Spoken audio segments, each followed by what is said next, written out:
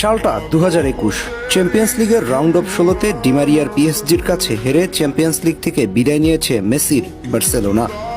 Messi যখন মন খারাপ করে বসে আছে তখন ডিমারিয়া আস্তে আস্তে মেসির কাছে যায় এবং মেসিকে বলে, মেসি জানি তুমি কষ্টে আছো, কিন্তু সব একদিন ঠিক হয়ে যাবে। সামনে কোপা আমেরিকা আছে, আমরা সেটা জিতব। জাতীয় দল ছাড়ার আগেই আমরা শিরোপা হাতে তুলব। অবশ্য তখনও তার আর্জেন্টিনার হয়ে কোনো শিরোপা ছিল না।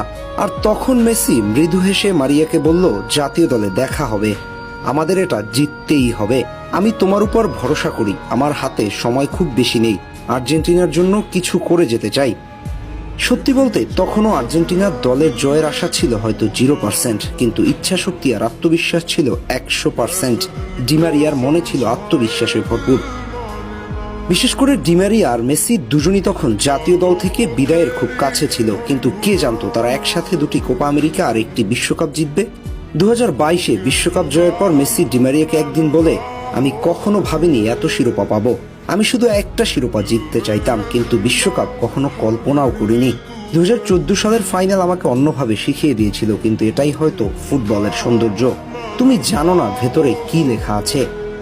ডিমারিয়া তখন মেসিকে বলেছিল, লিও, এটাই ফুটবলের ন্যায় বিচার, তুমি এর চেয়েও বেশি কিছু পাওয়ার যোগ্য, কারণ তুমি আর্জেন্টিনার জন্য ত্যাগের প্রতীক, তুমি না থাকলে আমরা কিছুই জিততে পারতাম না। দেখুন, শেষ পর্যন্ত মেসি ডিমারিয়া যা চেয়েছিল ফুটবল বিধাতা তা পূরণ করেছে, দুহাত ভরে দিয়েছে তাদের। মোরাল অব দ্য স্টোরি কি জানেন? লক্ষ্যে পৌঁছানোর আগ পর্যন্ত হাল ছেড়ে দিও না, শেষ বিন্দু দিয়ে চেষ্টা করে যাও, সফলতা তোমার কাছে ধরা দিতে বাধ্য।